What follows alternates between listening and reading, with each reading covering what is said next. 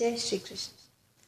श्रीमद् भगवत गीता के 7वें अध्याय ज्ञान विज्ञान योग में एक बार फिर आप सबका स्वागत करती हूँ। अब तक इस अध्याय से हमने पढ़े हैं 25 श्लोक और आज मैं लेके आई हूँ इसी अध्याय के अंतिम 5।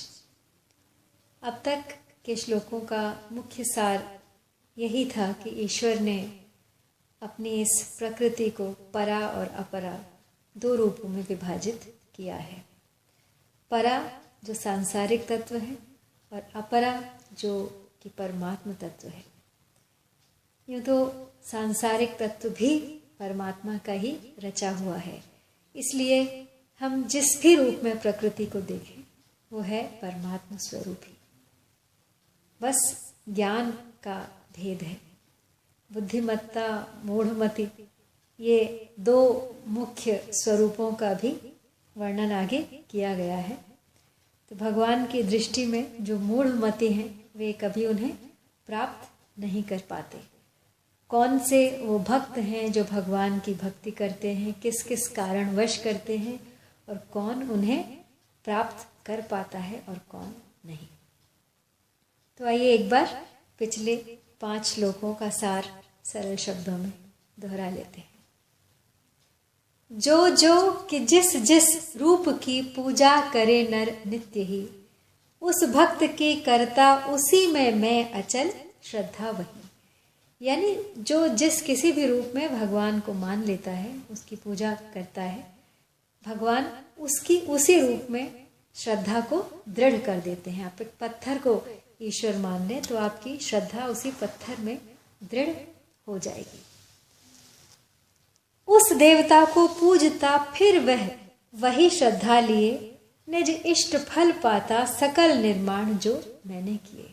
तो वो उस देवता से अपनी इच्छा पूर्ति कर पाता है, किंतु वास्तव में उसकी इच्छा पूर्ति मेरे ही द्वारा हो रही है, क्योंकि वो देव भी मेरा बनाया हुआ है, उसकी श्रद्धा भी मैंने दृढ़ की है और उसको जो फल प्राप्ति हो रही है वो भी मेरे ही द्वारा हो रही है। ये मंद मति नर किंतु पाते अंतवत फल सर्वदा। सुर भक्त सुर में भक्त मेरे आ मिले मुझ में सदा। अव्यक्त मुझको व्यक्त मानव मूढ़ लेते मान है। अविनाशी अनुपम भाव मेरा वे न पाते जान है। निज योग माया से ढका सबको न मैं दिखता कहीं। अव्यय अजन्मा मैं मुझे पर मूढ़ नर जाने नहीं। यानी जिनकी बुद्धि ढकी हुई है योग माया से, वे मुझे नहीं पहचान पाते। तो अब भगवान को जो अज अविनाशी नहीं मानते, उनके ही सामने माया का पर्दा रहता है, पर भगवान के सामने वह पर्दा नहीं है। तो इसी का वर्णन अब आगे के श्लोक में है। वेदाहम समतीतानि वर्तमानानि च अर्जुन भविष्याणि च भूतानि मां तु वेद न कश्चन। यानी हे अर्जुन, जो प्राणी भूतकाल में हो चुके हैं तथा जो वर्तमान में हैं और जो भविष्य में होंगे, उन सब प्राणियों को तो मैं जानता हूँ, परंतु मुझे भक्त के सिवाय कोई भी नहीं जान सकता। तो यहाँ पर भगवान का कहना है कि भूत भविष्य और वर्तमान के सभी जीव नित्य निरंतर मुझ में ही रहते हैं। वह भगवान से कभी अलग हो नहीं सकते। भगवान में भी यह ताकत नहीं है कि वे जीवों से अलग हो जाए। अतः प्राणी कहीं भी रहें, वे कभी भी भगवान की दृष्टि से ओझल नहीं हो सकते। ये बिल्कुल उस सिनेमा के पर्दे के समान है कि हम बैठे बैठे फिल्म देखते रहते हैं और हमें भूत भविष्य और वर्तमान सबका ज्ञान रहता है। तो ईश्वर से हमारा कोई भी कृत्य छुपा नहीं और आगे क्या होने वाला है वह भी उनसे अतीत नहीं। तो यहाँ पे शंका ये हो सकती है कि जब भगवान सब जीवों को जानते ही हैं, तो फिर जिसको बद्ध जानते हैं वह बद्ध ही रहेगा, जिसको मुक्त जानते हैं वह मुक्त होगा, क्योंकि भगवान का ज्ञान नित्य है। यह शंका वस्तुतः संसार की सत्ता और महत्ता को लेकर हमारी दृष्टि में है।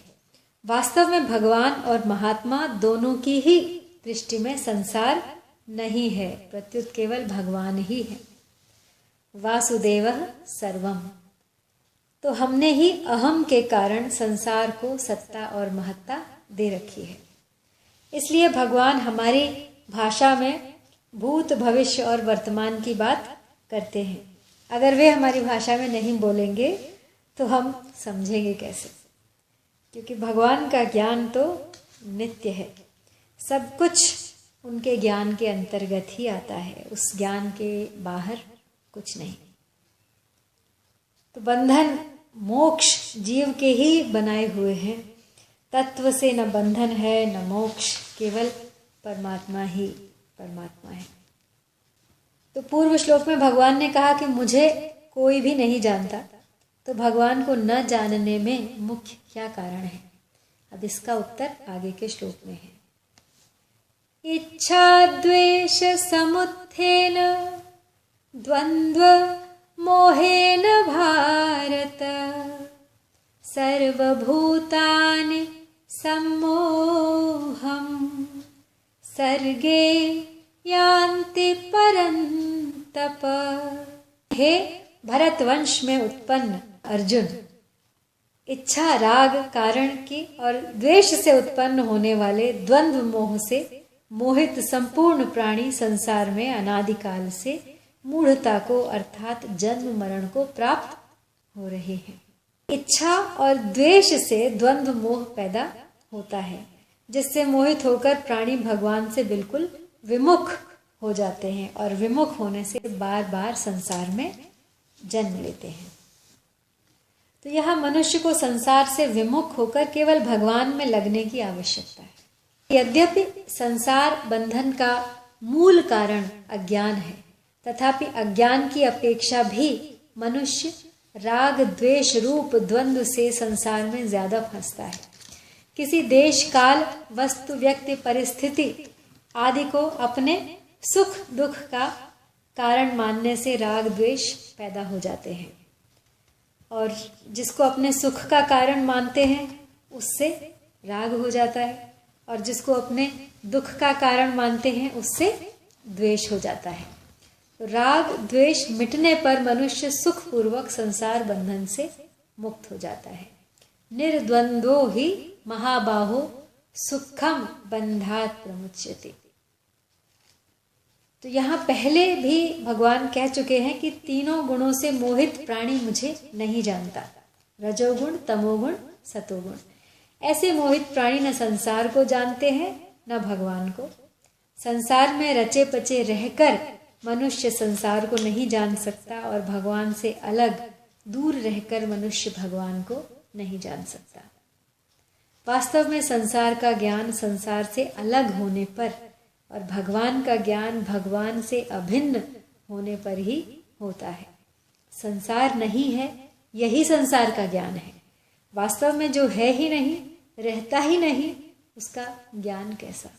संसार है ऐसा मानना ही अज्ञान है। तो अब पूर्व श्लोक में भगवान ने द्वंद्व मोह से मोहित होने वालों की बात बताई।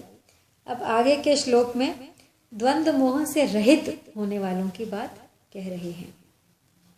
येषां त्वन्तगतं पापं जनानां पुण्यकर्मणां ते द्वन्द्व मोह निर्मुक्ता भजन्ते माम दृढ़व्रताः। जिन पुण्य कर्मा मनुष्यों के पाप नष्ट हो गए हैं, वे द्वंद्व मोह से रहित हुए मनुष्य दृढ़ व्रती होकर मेरा भजन करते हैं। तो यानी द्वंद्व मोह से मोहित मनुष्य तो भजन नहीं करते, और जो द्वंद्व मोह से मोहित नहीं है वे भजन करते हैं। तो तात्पर्य यहाँ पे यही है कि भगवान के सम्मुख होना सबसे बड़ा पुण्य है, क्योंकि वह सब पुण्यों का मूल है, परंतु भगवान से विमुख होना सबसे बड़ा पाप है, क्योंकि यह सब पापों का मूल है। अब जिन मनुष्यों के पाप नष्ट हो गए हैं, अर्थात जो संसार से विमुख होकर भगवान के सम्मुख हो गए हैं, वे राग द्वेष हर्ष शोक सुख दुख आदि द्वंद्वों से रहित होकर भगवान का भजन करते हैं। भजन करने वालों के प्रकार का वर्णन भगवान ने आगे 16वें श्लोक में चतुर्विद्या भजन्ते माम पदों से पहले किया है। तो राग द्वेष मनुष्य को संसार की तरफ खींचते रहते हैं। जब तक एक वस्तु में राग रहता है तब तक दूसरी वस्तु में द्वेष रहता है, परंतु मनुष्य किसी वस्तु के सम्मुख होगा तो किसी दूसरी वस्तु से विमुख हो जाएगा।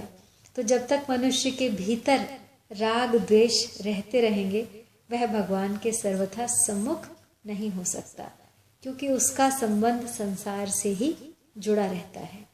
तो उसका जितने अंश में संसार से राग रहता है, उतने अंश में भगवान से द्वेष अर्थात विमुखता रहती है। तो यहाँ पे शिथिल स्वभाव वाला मनुष्य असत का जल्दी त्याग नहीं कर पाता। एक विचार किया और उसको छोड़ दिया, फिर दूसरा विचार किया और उसको भी छोड़ दिया। तो इस प्रकार बार बार विचार करने और उसको छोड़ते रहने से आदत बिगड़ जाती है। इस बिगड़ी हुई आदत के कारण ही वह असत के त्याग की बातें तो सीख जाता है, पर असत का त्याग कर नहीं पाता।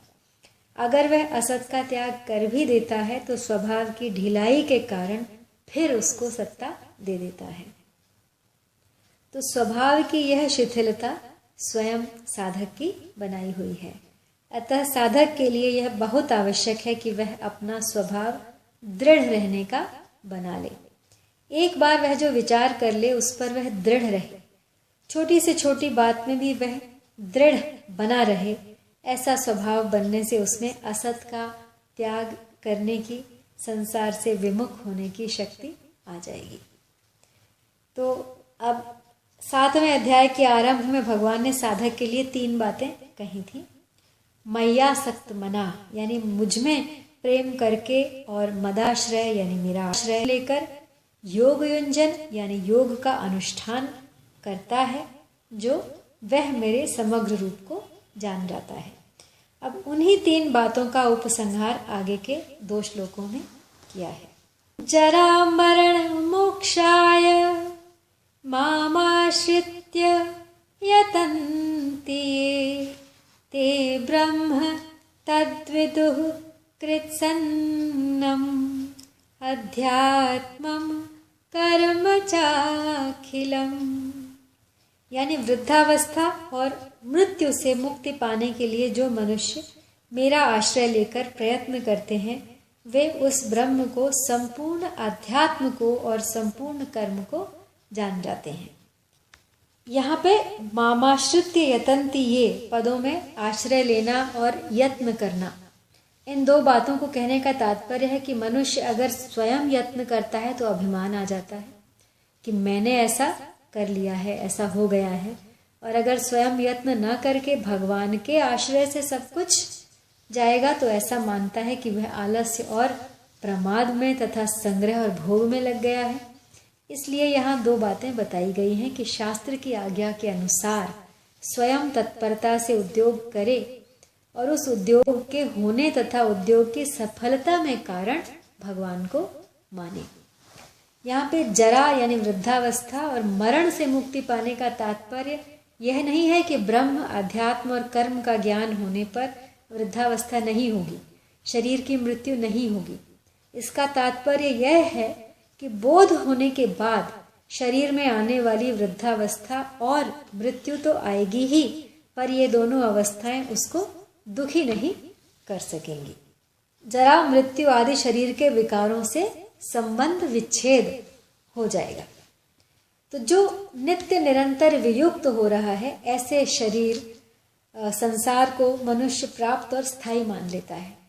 जब तक वह शरीर और संसार को स्थायी मानकर उसे महत्ता देता रहता है, तब तक साधन करने पर भी उसको भगवत प्राप्ति नहीं होती। अगर वह शरीर संसार को स्थायी न माने और उसको महत्व न दे तो भगवत प्राप्ति में देरी नहीं लगेगी। अतः इन दोनों बाधाओं को अर्थात शरीर संसार की स्वतंत्र सत्ता को और महत्ता को विचार पूर्वक हटाना ही यत्न करना है। परंतु जो भगवान का आश्रय लेकर यत्न करते हैं वे श्रेष्ठ हैं। उनका तो यही भाव रहता है कि उस प्रभु की कृपा से ही साधन भजन हो रहा है। भगवान की कृपा का आश्रय लेने से और अपने बल का अभिमान न करने से वे भगवान के समग्र रूप को जान लेते हैं। तब अगला और अंतिम श्लोक है इस अध्याय का। साधिभूताधिदैवं मां साधियज्ञं च ये विदुः प्रयाणकाले अपि च मां ते विदुर्युक्त चेतसः। यानी जो मनुष्य अधिभूत तथा अधिदैव के सहित और अधियज्ञ के सहित मुझे जानते हैं, वे मुझ में लगे हुए चित्त वाले मनुष्य अंतकाल में भी मुझे ही जानते हैं अर्थात प्राप्त होते हैं। इस अध्याय के आरंभ में भगवान ने अर्जुन से कहा था कि मैं विज्ञान सहित ज्ञान कहूँगा, जिससे तू मेरे समग्र रूप को जान जाएगा और जिसको जानने के बाद फिर कुछ जानना बाकी नहीं रह जाएगा। तो फिर उन्होंने वासुदेवः सर्वम कहकर अपने समग्र रूप का संक्षेप से आगे वर्णन किया। अब जब अध्याय का अंत आया है तो भगवान उसका खुलासा कर रहे हैं कि साधक का जन्म तो हो चुका है और व्याधि अवश्यम भावी नहीं है, परंतु वृद्धावस्था और मृत्यु ये दोनों अवश्यम भावी हैं और इनसे मनुष्य को अधिक दुख होता है। इसलिए यहाँ जरा मरण मोक्षाय कहने का तात्पर्य है कि भगवान का आश्रय लेने वाले भक्त जरा और मरण दोनों से मुक्त हो जाते हैं, अर्थात उनको शरीर के रहते हुए वृद्धावस्था का भी दुख नहीं होता और गति के विषय में भी दुख नहीं होता कि मरने के बाद हमारी क्या गति होगी। वे भगवान का आश्रय लेकर प्रयत्न करते हैं इसलिए कि वे परा अपरा के सहित भगवान के समग्र रूप को जान लेते हैं, अर्थात विज्ञान सहित ज्ञान को जान लेते हैं। तो यद्यपि कर्मयोगी और ज्ञान योगी भी जन्म मरण से मुक्त हो जाते हैं, पर भक्त जरा मरण से मुक्त होने के साथ साथ भगवान के समग्र रूप को भी जान लेते हैं। कारण कि कर्म योगी और ज्ञान योगी की तो आरंभ से ही अपने साधन की निष्ठा होती है, पर भक्त आरंभ से ही भगवदनिष्ठ अर्थात भगवत परायण होता है। भगवदनिष्ठ होने से भगवान कृपा करके उसको अपने समग्र रूप का ज्ञान करा देती है। तो यहाँ पे जो मुख्य भाव यही है इस अध्याय का कि भगवान की दो प्रकार की प्रकृतियां हैं, परा और अपरा। संसार अपरा प्रकृति है और जीव परा प्रकृति है और संपूर्ण जगत के कर्ता कारण तथा कार्य एक भगवान ही है। जगत जीव और परमात्मा यदि इन तीनों पर विचार करें तो स्वतंत्र सत्ता एक परमात्मा की ही है, जगत और जीव की स्वतंत्र सत्ता नहीं है। और ये दोनों ही जगत और जीव परमात्मा से ही भासित हो रहे हैं, उन्हीं का प्रकाश है।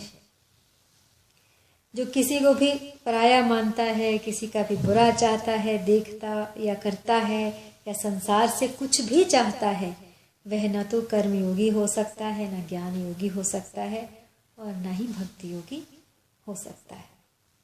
भगवान कहते हैं कि भक्ति योगी जो है वह सुगमता पूर्वक स्वतः सिद्ध हो जाएगा, कारण कि सब कुछ भगवान ही है, वही वास्तविक शरणागति है। भगवान के कुछ भक्त तो मुक्ति चाहते हैं और कुछ भक्त प्रेम चाहते हैं। मुक्ति चाहने वाले भक्त कर्मयोग और ज्ञान योग को जान लेते हैं, पर प्रेम चाहने वाले भक्त समग्र भगवान को जान लेते हैं। भगवान अपने प्रेमी भक्तों को यानी कर्म योग और बुद्धि योग, ज्ञान योग दोनों ही प्रदान कर देते हैं। तो इसलिए श्रेष्ठ कौन हुआ? प्रेमी यानी ज्ञानी।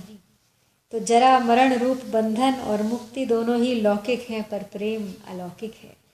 तो यद्यपि साधन भक्ति भी लौकिक है, तथापि उद्देश्य अलौकिक होने से वह अलौकिक साध्य भक्ति में चली जाती है। इसी भाव के साथ आपसे 7वें अध्याय से विदा लेती हूँ। जय श्री कृष्ण।